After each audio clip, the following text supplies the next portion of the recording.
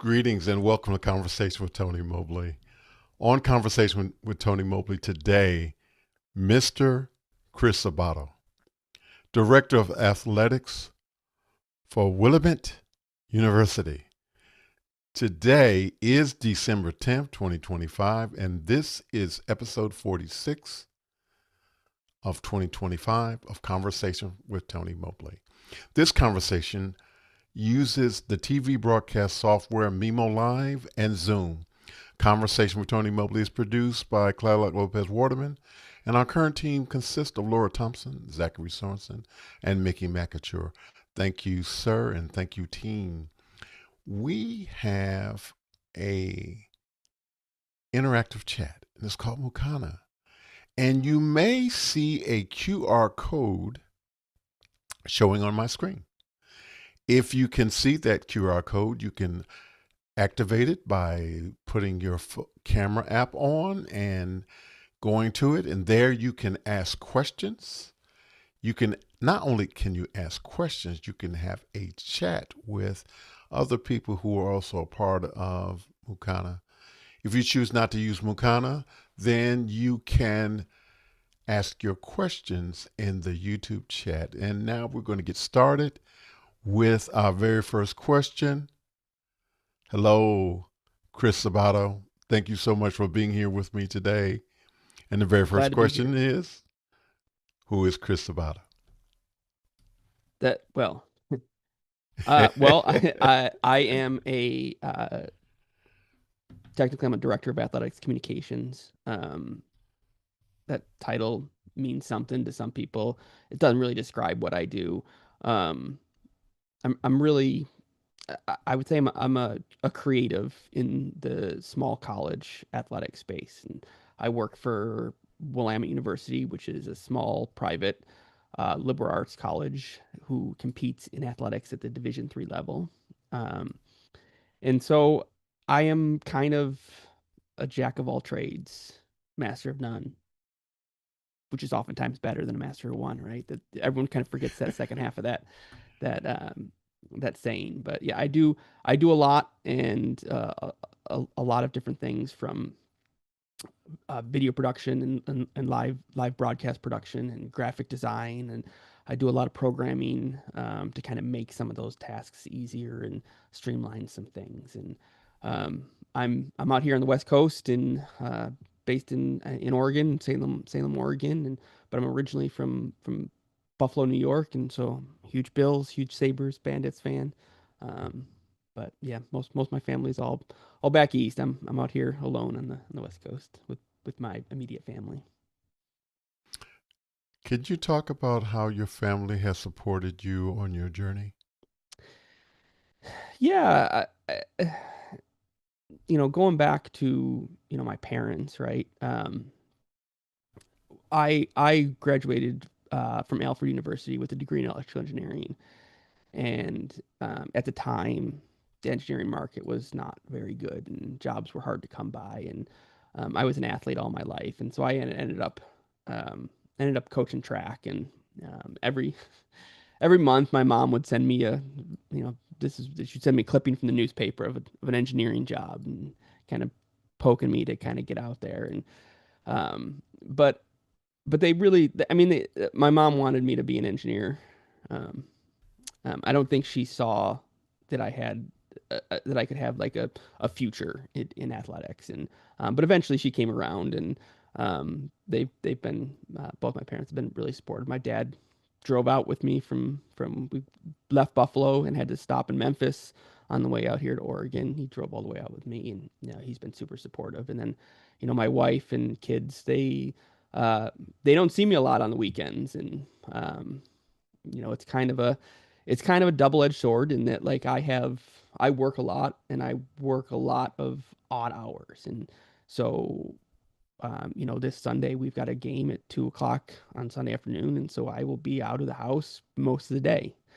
But many of the days I work from home, and so I can if my daughter wants to do an after school thing, I can run and pick her up from school. And so my job's really flexible. And so my wife and kids, I think they see that there's a lot of times I'm not there, but I've got a lot of flexibility to be there when I need to be.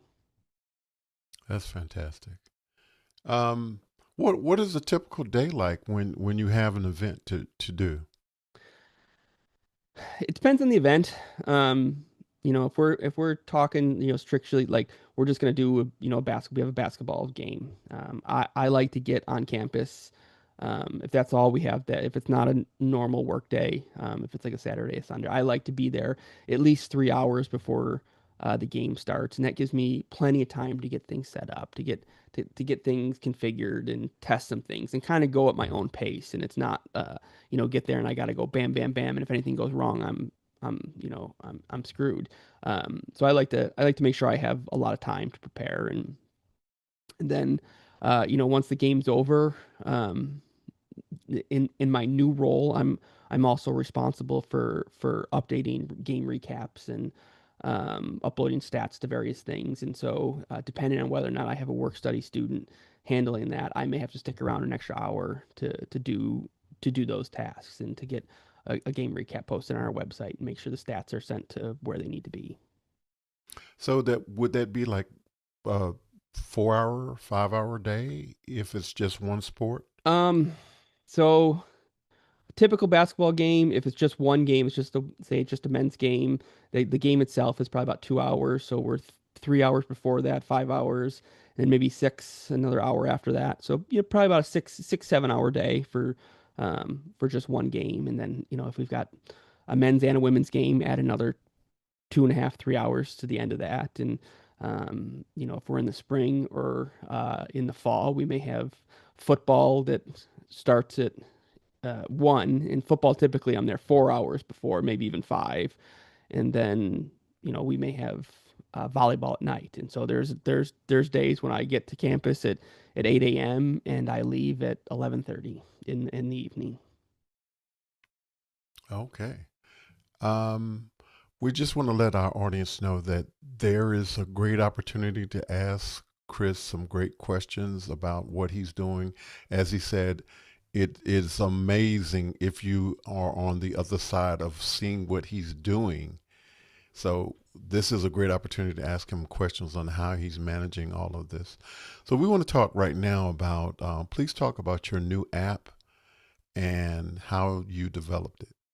Yeah, and apps kind of doing a lot of work in that sense. It's really just kind of a website. And um, the where it kind of started was we in basketball this year we are required to have a replay review for the officials. So if there's a coach's challenge or something happens, that the officials can go and look on a screen and say and watch it over and over again and say yes, the call was right, or no, the call was wrong, right? And we are not we're not a Power 5 school. We're a little small school, and we just don't have the capacity to do that in a way that like they can choose multiple angles and they all kinds of stuff. And so basically our requirement is they need to have a computer at the table where the live stream is there and they can rewind the live stream. And what that means is whatever we put on the live stream is what they can look at. So if we show multiple angles, that's what they see, but they can't pick and choose from the angles. And the first time we did this, I just noticed that they they struggled, and it took probably twice as long as it needed to because they were having trouble rewinding and going. Then they rewind too far, and then they go pull it forward, and then they go forward too far, and then they hit something, and the page reloads, and now they have to start all over. Like it was just kind of cumbersome. And so I built a little web interface that takes an HLS feed and just gives you controls to kind of play those back, right? Let me see. I think I have this pulled up. I can show you. Okay, great. Let's see. So we'll go here, and I've just an HLS feed, and I'm just gonna play that, and I can go full screen. And so this is just a game. This is one of our previous games, but I can fast forward into a game, and if we're just kind of watching this, and something's gonna happen, and let's just say something happens right there, right? And so I'm going to pause it and I can step forward one frame at a time just by clicking these buttons, or I can uh, set a set the playback speed, and I can just press it play, and it's at the 10th X, and there's 25%, 50%. I can be here. I can real quick, like, oh, let's just rewind it a second. Let's just rewind it a second. Oh, let's pause it right there. And then we can just go forward one frame at a time. And so it's just an interface. It's just it's a player, really. It's nothing terribly complicated. It's just an HLS feed. And all I'm doing is providing some extra controls for how that interacts. And it's a single page HTML with some JavaScript. Um, I used Gemini a lot to kind of fine tune some things and tweak some things that I wasn't 100% sure on how they worked.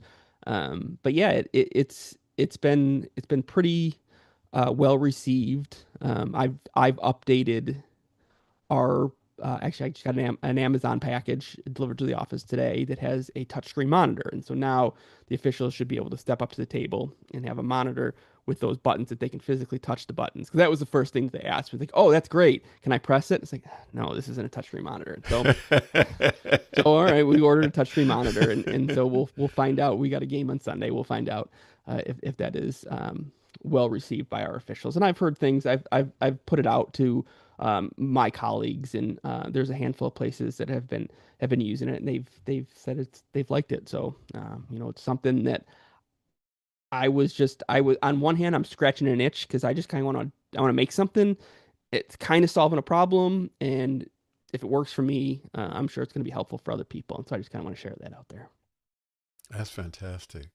And I got a chance to hear a little bit about it in office hours, and also earlier today I was able to see. I think you did like maybe 2 or 3 minutes talking about it on LinkedIn, Mhm. and that was I was amazed, and also I got a chance to see a little bit of it in after hours. But speaking of after hours, we have a question from Clark Lopez Waterman in Bethlehem, Pennsylvania. From the years of hearing about your adventures in office hours, it seems that you like the creative part of your job, building systems, testing systems, etc.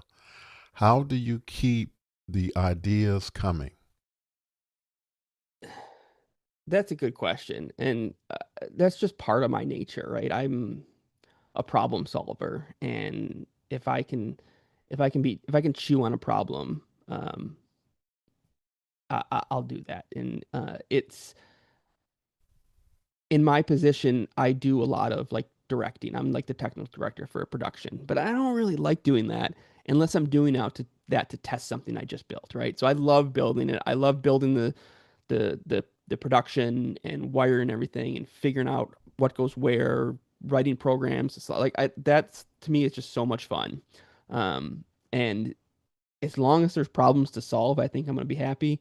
I, if I had to do a job where it's just like there's not like it's just the same thing every day, that'd be pretty boring. Like I want to be able to dig my teeth into something and find creative ways. And sometimes that bites me because, I'll be in a staff meeting and somebody will say something and I'll be like, "Oh, we can do that better." Like that's not my realm. I have no business like in there. It's like, but I like sometimes I just gotta bite my tongue and be like, "Okay, it's not my circus, not my monkeys." But there's times I can't do that. And it's like, no, we got to do something different. I can help. I can solve this problem. There's an easier way to do this. Wow. I, you, I'm laughing because I have similar feelings sometimes when I'm working with my house of worship that, you know, we could do this a little bit better, or, um, but I sometimes bite my tongue as well. Um, how many streams are you running for the college? How many sports are you running in? What's the most that you've done at one time? Well, we have 20 sports on campus. We don't stream all those. We don't stream golf. We don't stream um, cross country. don't we don't stream triathlon, and we don't usually stream track and field. Um, but with all the sports we do stream, there's about 120 to 130 broadcasts per year, and on any given day, it could be from none to four. If we're talking about tennis is a little different because it's there for every tennis match that we stream, there's actually seven streams. So we there's six tennis courts, and we do an individual stream for each tennis court, and then we do a seventh stream that is all of them combined. But those are more just static things where we just turn it on and it goes.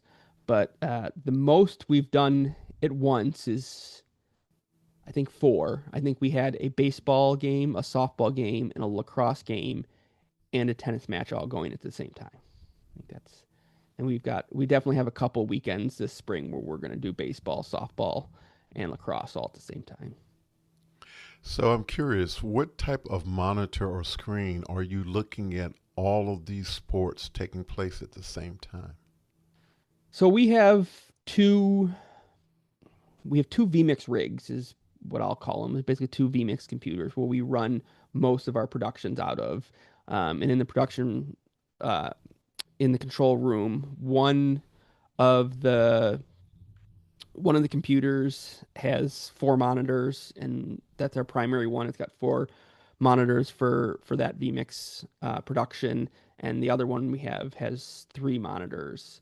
And then we've got a couple other computers that are kind of smaller, more niche vmix things that we will, put out into certain places. And the more we have going on, like the more events we have streaming at the same time, the less we can do with them. And we do fun stuff with basketball and swimming, because during basketball and swimming season, that's all that's going on. And I can put all of my resources into basketball because I don't need them uh, in any other productions. And so um, when we get into these days where we've got multiple at the same time, I got to start taking away. Like, well, we can't do that with here because I need this piece of equipment in this broadcast, and we need this piece of equipment in that broadcast. And so things kind of get scaled down as we have multiple events. But yeah. Well, that's very cool. Um, so, what is the media infrastructure for your university in terms of all of the equipment that you're using? How many computers are involved? How many monitors? What's the software? Um, Anything else that you want to share as far as the infrastructure is concerned? Yeah, so we build on. Let's see if I can pull up a photo. We build all our productions are based on vmix, right? And so vmix is what runs all of our productions, and we've got a handful of computers that do that. um, let's see if I can make this full screen, give you here. And so this is basically our production room, right? And um, the computer on the right, that is our primary vmix, and the one on the left is our secondary vmix. And in this compute, I mean, I think I counted 18 monitors in in this production, in this control room, multiple computers. And computer, like, I tend to, if I can, get computers to do specific tasks. And so the main vmix rig, it can do a lot, but I'd like to separate things if I can. So we use Flow Sports to send out our broadcasts. And with Flow Sports, we're basically in a Slack chat with them, um, conversing back and forth if we need to change things or do anything. And I could do that on the vmix computer, but I'd much rather have it just on a separate computer. So I've just got like a computer. That's all it does, right? All it does is Slack and a little web browser, and it does that task. And then I have another computer that I use as the encoder.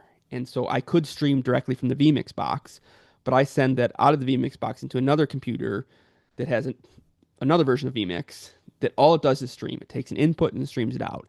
And what that allows me to do is, if something happens in the main vmix computer, I can do things, and on the streaming computer, I can keep streaming. I can just patch a video feed directly into that from our video router, and there's something going out while I'm fixing a problem on the main rig. Um, we use a combination of baseband SDI and NDI and Dante, and we have some. Uh, we've got VLANs.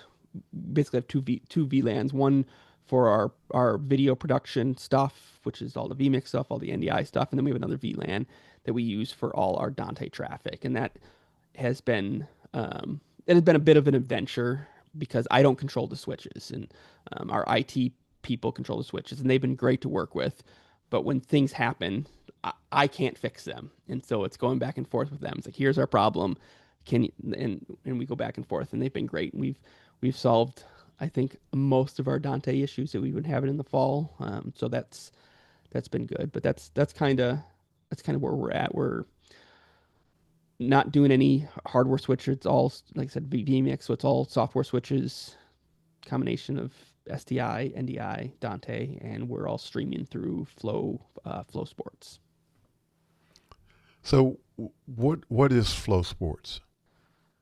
Flow Sports is like ESPN, but less, right? It's Okay. the productions aren't as big. Um, it's there's a lot of smaller productions like us, and there's a lot of there's productions in Flow Sports that aren't great, right? But there's a lot of them, and it's a subscription. You pay 10-20 bucks a month for Flow Sports, and then you get access to all the content like you would if you sign. It's basically like ESPN Plus, but instead of getting Power Five, you're getting mostly D3s and D2s, and maybe some small mid major D1s. Okay. um yeah. So consumers are paying for the service? Yes, a consumer will pay Flow Sports, and then our university and actually our entire conference, we have signed a media rights deal with Flow Sports, and so Flow Sports pays us, and we give them our video, and then they sell our video to the customers. Okay. Okay. Very cool. Thank you for sharing that. Clyde Lopez Waterman is back again from Bethlehem, Pennsylvania. I know vMix is very powerful. Do you ever find that vMix machines have limitations? Do you ever wish for better hardware? Yes. Yeah. No, when you run it, I mean, vMix, Mimo Live, uh, Black Magic, Ross, any of these things, they all have limits, right? The problem with a software switcher like vMix and Mimo and these things is that you can ask the switcher to do more than it is capable of doing. You can't do that on an ATEM. An ATEM is going to, you can do what you can do and you can't do anything else. With vMix, you can ask it to do a lot of things. And there's definitely been times where I've kind of come up against the wall and it's like, okay, this is one too many, this is one too much for this machine to be doing. It can't handle it. And so let's back it off. And we have right now we have two pretty powerful computers. One, our primary rig is a rack mount Xeon processor from we got it from Puget Systems. It was really pricey, but it's a beast, and it has not balked at anything I've given it so far. And our second computer is pretty good. It's an i9 Dell, and there's been times when I've said a lot at it, and I could tell that okay, we're getting close. This works, but I don't think I should do anything else. And then some of our Oh older boy. older computers that I'll push them. It's like, all right, oh no, this is one too many inputs. We can't stream and record at the same time on this computer, or we can't do like if we want to do like maybe we can do stream and record, but we can't do replay. And so it's choosing what you have, what you can make the box do, and just kind of learning where those limits are. Very cool. Um, so wow. Um, so I really didn't want to get into religion tonight, but you are only using Windows machines? No, I have one Mac. Um, I primarily Windows. Yeah, I Windows, and I've got a couple Linux computers that I use that are primarily basically just web browsers.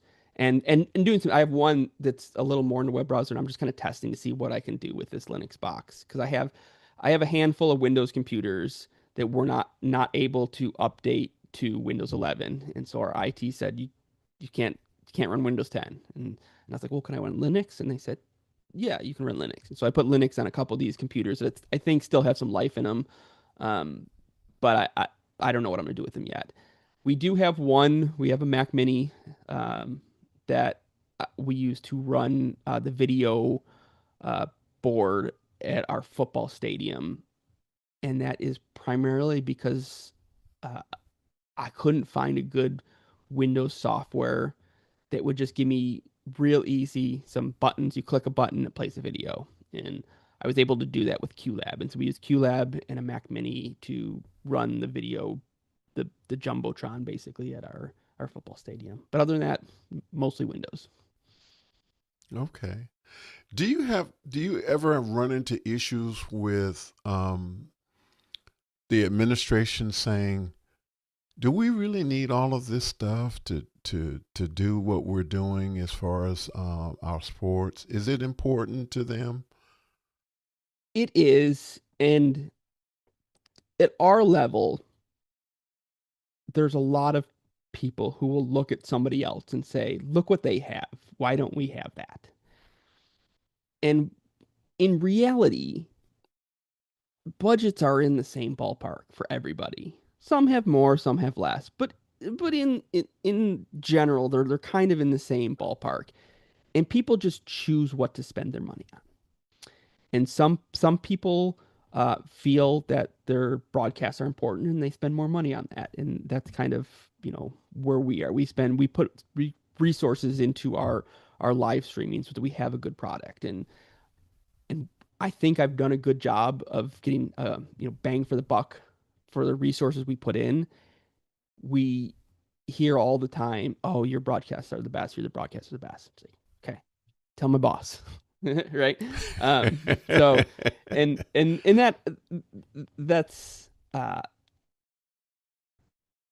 it's one of those things where it's as long as I'm can kind of like keep solving problems, then I'm happy in my job and I'm going to do a better job. And even if, you know, higher up, someone thinks, well, maybe these broadcasts aren't as important as everyone else thinks they are. I think there's some semblance of when you have people that are good at something, let them do that thing. And I've been fortunate enough to have supervisors who really kind of let me like solve the problems. That when I'm good at something, they let me do that something until I find something else that I can do, right? And that's I think a sign of good leadership, and I think I've been fortunate in that regard. Yeah, I think. Well, let me just say this: I had the opportunity to watch the promo that the university uses for talking about itself, and I'll tell you that, in my opinion, it was first class. I don't know if they had someone else, um, a movie studio or whatever to do the interviews and the conversation that was on it, but I was extremely impressed in the way in which the professors and administration talked about the university. But I also see what you're doing as a absolute opportunity for the coaches and the athletic department to do recruitment. Um, has have you had any conversations with coaches or individual athletes that said, "Well, one of the reasons I took a look at this university is because I saw some of the content that was being shared." Yeah, I've definitely had coaches say, "Oh yeah, we always talk about our live streams," and I always tell our in our recruiting pitch, and we hear people like, "Oh, we when we were doing through the recruiting process, we loved watching your live streams and stuff." So I definitely hear that. There's lots of ways to skin a cat, and um, I, I'm fortunate enough that we can leverage live streaming, and it's been good, and I think generally well received, and people are using it as a mechanism to sell the university. A lot of times people refer to athletics as the front porch of the university, and because we're out there and you know we're out in the community. We're playing games all over the Northwest, and we've got these video streams, and so we are pushing Willamette out into the world via athletics, and I'm fortunate enough to be part of that. If you ever had to not use vMix, what would you use? I don't. It would probably be end up being some hardware switcher, something Black Magic or something. Maybe New Tech, or not. It's not New Tech. It's Viz now. A TriCaster, something along those lines. One of the one of the reasons I use vMix is because I can do a lot with it. And to do what I do with vMix in another switcher, I would need to have more parts. So I have my video switching. Any switcher can do that. Camera A to camera B, whatever. That's easy. In vMix, I'm bringing in graphics, and I'm tying graphics to when this happens, then also do this, and pulling this data for this, and change these graphics based on this data. And that's all stuff that I can do in vMix that I would have to have a whole nother computer doing just that and then pumping it in. And I do instant replay in vMix. And if we were using a Black Magic switcher, I would need a whole nother system to do replay with. And so now we're talking about for just a basic sporting event, you have your switcher, you need a replay system, then you need a graphic system. So now we're instead of one system, we have three, and I've only got me, so I can't run three systems at the same time. Whereas if it's all in one, that makes it easier to multitask. Speaking of you, how much student help do you have? I have access to work study students. Personally, I probably have 10 to 15 student workers that report to me. Of those student workers, I've got a couple that are really good and can do a lot of things, not everything. Where we struggle with, and it's just the nature of the university, is that we don't have a ton of people who are really interested in the nuts and bolts of stuff and like how things work. And so I have people that I can train to sit in front of vMix and press the buttons and cut a show. But if something goes wrong, I don't know that they're going to be able to figure out. They're not going to be able to debug that problem because that's just not, you know, that's not the type of students we have here. Um, I also have access to our general athletics worker pool, and so for something like a camera operator position, it's not for our broadcast. It's not rocket science, and I can hire just anybody. Like, oh, and usually what happens, we put shifts up, and I'll see like who has signed up for a shift, and if it's none of my people, I will go down the list and say, okay, is there one of the other general people that want to do this? This person, okay, they get to do the shift. If one of my people has signed up, they get first bid, and um, if it's someone new, basically I give them about a 5-10 minute spiel. Like, here's the basics: camera up and down, lock, zoom in, zoom out. Put the headset on. If you're doing something wrong, I'll tell you in the headset that you need to do something else. That's just the level we're at, where I can train someone up on a camera pretty easily for most sports. What type of cameras are you actually using? We have JVC ENG cameras, and JVC's getting out of the business now, so I don't know what I'm gonna need to switch to another brand. And I also have I think I've got four Marshall cameras, little Marshall POV cameras, and I have seven Ada NDI POV cameras. Um, yeah, so a little bit of everything. Okay, so you don't have to worry about matching colors or anything like that as far as with I, your I broadcast. I mean, I do, and it is a pain in the butt. And there are definitely times where I'm convinced that the lighting has and it hasn't, but I'm convinced that the lighting has changed. Like I get everything set up, all the light, like okay, everything matches, and then we're halfway through the first quarter, and it's like these colors these don't match anymore. What happened? Um, so it is a constant struggle. It's way harder when you have multiple brands of cameras to get them all looking similar. And I think for the most part, I do an okay job. Anyone who does it for a living will look and be like, "No, you do a terrible job." But I think we do all right for the level we're at. Do you think that if you were to go ahead and start purchasing cameras, you would get the same models for all of your uses? Yes and no. So from an ENG camera perspective, yes. Like I like the JVCs. I was planning to get more of the JVCs until they decided they're not making them anymore, and that's not a wise investment in buying a camera from a brand that's going to stop making them. The Marshall and the Ada cameras they're just different, and so you can't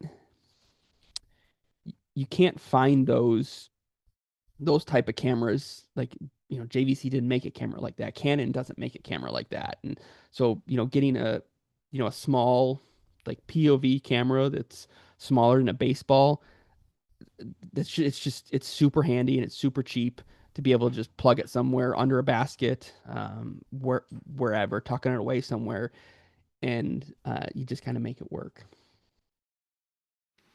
Do you ever have alumni come to you and say, "Hey, we want to support what you're doing, independent of the typical university budget"? No, I'd be super grateful if somebody did, right? We most of what we get is uh, university budget, and now this year with Flow Sports, we have an influx of money from Flow Sports as well. Um, I yeah, one I always tell I just got a new boss this semester, the start of this school year, and one of the first things, and I talked and I was like, listen, this stuff is expensive. It is expensive to do, and so I like to like whenever I have something go wrong where I've got to buy a piece, it's like here, look at this. See this thing? See how simple this is? Well, this costs us $1,000, and the money goes fast, and so I'm always trying to remind people that what we do is expensive. It's expensive to do it well, and that's just kind of the nature of the beast. And maybe one day some alumni will come knocking on my door and be like, "Hey, here's $1 million."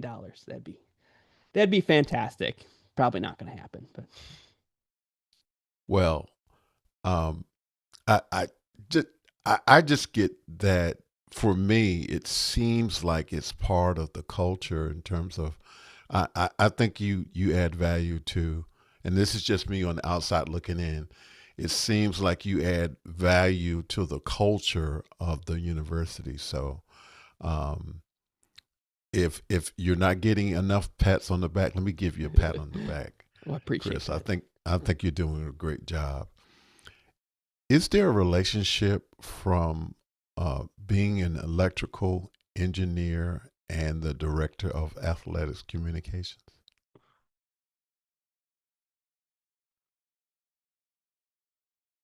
Maybe um, it's kind of a straight line, right? And that's where like when we first started, I talked it like that's my title, but I don't think it really reflects a lot of what I do. Um, in a lot of places, when you talk about the director of athletic communications, they are the person who is writing stories and communicating and um, meeting with the media and developing content. And I do that stuff because I have to, because it needs to get done. But that's not what I like to do. And that if that was the primary part of my job, I wouldn't do it. And so that's one of the reasons why I've been here at Willamette long enough, is that I'm able to do the things that I'm good at and kind of have shaped in my 20 years here, I've kind of shaped my position to my skill set. So in my job as the director of athletic communications, there's a relationship. Most places there's not. There would be a disconnect between those two things. What would you change your title to that would you think that would encompass what you're actually doing? I don't even know, because I do a lot, right? I do all this broadcast stuff. So I'm the director of broadcast. I also handle all our social media. So I am the social media manager. I make sure all the website, and so I'm like the website manager. We also have, um, and this is an example of one of those things where I stuck my nose into something I probably didn't need to. And we have this thing where we send grade checks. So a couple weeks into the semester, all the student athletes will go to the professors and basically say, get a grade check. Like, is this person doing okay? And so we can collect all that data and find people who might be slipping through the cracks. And Wow. and the process was just bad. And I was like, listen, I can do this. Like I built a website, I built the whole thing that graphs and monitors progress, and so it makes it way easier for everyone involved. And like, where do you like? So I'm a developer, right? I'm not. I don't like. I can program. I can write things. I'm not a developer. I'm not an expert, but that is something I do. So put that at the end of my title, right? There's just so many things that it's like if you divvied up all of the things I do, you could out in the real world, you could probably find 10 to 15 different jobs for each one of those, right? It's you could split me up into 15 different people, and those people would all have a separate job in the real world. But Wow. yeah. They um they should be very happy that they have you, Chris. It's amazing. Just listening to what you've shared and the things that we've actually had a chance to see in after hours and then the contributions that you continue to make in the office hours community. So thank you, sir, so much for what you're doing. We have a question from Hershid. Where do you see Windows OS going in the next 5 years? I have no idea. I mean, Windows, for better or worse, Windows is a legacy software, and there are so many businesses that are using Windows. And so, from my perspective, that's helpful because that's just going to keep things as stable as they can be, right? But who knows? 5 years is a long time in computing. Is there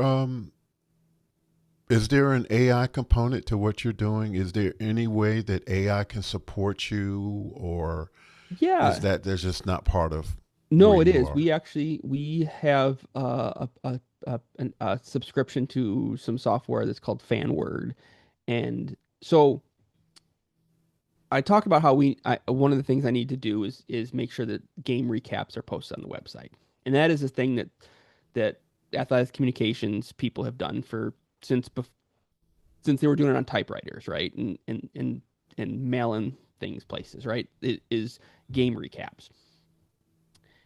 We've gotten to a point now where most of the game recaps that most people do in college athletics are written from the stats. Like, they weren't at the game. They just looked at the box score and wrote a story based on that. And that is something that I've said for years. Like this is something computers can do. Like all you're doing is taking tabular data and putting it into sentence. You're not providing any context because you weren't there. You don't know anything about the flow of the game. Like that's all stuff that a computer can handle. And so with the advent of AI in the last year or two, we have a piece of software that's exactly what it does. And like we upload this XML file with the stats and it writes a story for us. And is it good? No. Does it need some wordsmithing? A little bit, but it's you dump it in, generates the thing, you clean it up a little bit, and so something that would have taken me an hour now takes about 10 minutes to get a game story up. And so yeah, we definitely use AI when we can, and especially for and even for sports like this is specific. This fan word stuff is specific to I would call it like sports like basketball and football and baseball, where you have a box score and there's a stat keeping software, and that stat keeping software produces a data file. It's real good with that. For some sports like swimming and track, where when you get the results, it's just a giant list of people and times, and it would take forever for me to look through all that, find our people, circle them, where are they? I can copy that into Gemini and say, summarize this for me. And now maybe it's not writing the story, or maybe it is, but at least it's summarizing the data. And again, that's something that AI is good at is taking data and summarizing it. And that's been helpful this year is a little bit of the AI stuff. Thank you for sharing that. What's next for Chris Sabato? Uh, I just get through the day, right? At one day at a time. It's this is the time of year. This is actually the slow time of year for me, and I'm thankful for that as we're getting into the holiday season. We've got we have a game Sunday, we have a game Monday, and then I think we have a game next Thursday, and then we don't have anything for like 3 or 4 weeks.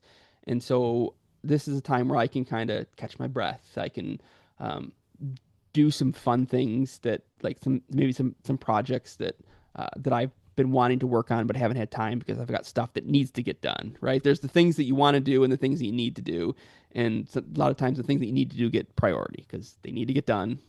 Yeah, I don't want to do them, but they have to get done. Some of this other stuff that I may be able to work on over the break and kind of explore a little bit. And then when we get into the spring to the new year, things are going to be crazy. We've got a pretty busy spring schedule, and there, like I said before, I think there's 3 or 4 days where we've got baseball, softball, and lacrosse all at the same time, and that is nightmare. So we'll see. Yeah, I meant to ask you, are you only doing your home games? Is that right? So in terms of the broadcast, yes, we're only doing home games. In terms of making sure game recaps and stuff like that, I have to do that for the away games as well. Okay. Okay. All right, we're down to our last question. You're speaking to the world. What do you want the world to know? Gosh, I don't know. One of the things that I think, and I've said this already, is when you're looking at video production, and especially when you're looking at it from a lens of the have-nots, the lower people, the people like me that we don't have a big budget. We're piecemeal. We're patching things. Broadcasts are held together with gaff tape, right? Like this stuff is expensive, and when people look at something and they say, "Why can't we do that?" We can't do it because it's expensive. This is not a cheap thing to do. It's expensive to do. Really expensive to do well, and it's not easy. It's hard. Um, I think I've done a good job of making some things look easy that, um, in some respects, is kind of a facade, right? It's held together with gaff tape, right? If something happens, all of a sudden, this thing that I built is doesn't work anymore. One example of that last year, I built. I did. I don't do a whole ton of play by play. But last year, it just kind of worked out that we didn't have play-by-play for women's lacrosse, and I had a technical director that could run the broadcast. And it's like, okay, I know lacrosse, I know box lacrosse, and I know hockey. I think I can do play-by-play for women's lacrosse. And one of the things I did is I built this call sheet that takes data from the NCA and it scrapes these websites and sucks it all in and brings everything in. And then I print out this 11 by 17 sheet of paper with all the players and all the stats. And so as I'm calling that, I can real quickly look and say, okay, this was so and so's fifth goal of the year and 10th goal in her career. And it's super easy. Over the summer, the thing that made all that work broke. And I don't have any control over that. And so that's one of those things where it's like I made this thing look so easy, and now that that piece broke, like there's nothing I can do. And that's one of the drawbacks when you're kind of piecemealing things together and kind of duct taping things, that like when it breaks, it's just like, oh well. So I don't know. Yeah, that's the world in uh, small college Well, athletics. from the outside looking in, it looks pretty good, and you're doing a great job. So um, I hope that is being conveyed from your university, because those of us who aren't outside don't know that you're using the gaff tape, and it looks amazing. So thank you so much for being with me today, Chris Sabato. Conversation with Tony Mobley is produced by Clylock Lopez Waterman. Our current team is Laura Thompson, Zachary Sorensen, Mickey McAture. Thank you, team, and thank you, sir. And some of you might say, well, didn't you say that at the beginning of the show? Yes, I did. I did say it at the beginning of the show, and I'm going to say it at the end of the show, because I'm thankful for my team and the support they have given Conversations with Tony Mobley. We also want to thank Mimo Live, and we want to thank Zoom for making this broadcast possible. We have conversations with real people. Stay tuned for new episodes and great conversations on Conversations with Tony Mobley. We want to thank you for the 200 plus conversations on Conversation with Tony Mobley. When you have time, we ask that you go back and look at some of those past conversations, and we think that you will find something that will be hopefully helpful to you. Thank you, Chris Sabato, for being a part of our conversation today, for doing the work you do, and for being the person who you are. Next week, there will be no Conversation with Tony Mobley. We are taking our holiday break, and we will see you all in early 2026. We want to say happy holidays to everyone, and we ask that you please feel free to support Conversations with Tony Mobley by volunteering and donating to Conversations with Tony Mobley. We want to keep it running. We are an independent operation, and we have support from a variety of different sources, but we need help to continue Conversation with Tony Mobley. Please like and subscribe on YouTube, and looking forward to new and exciting conversations in early 2026. We're going to say, take care. God bless you. See you soon. Bye-bye.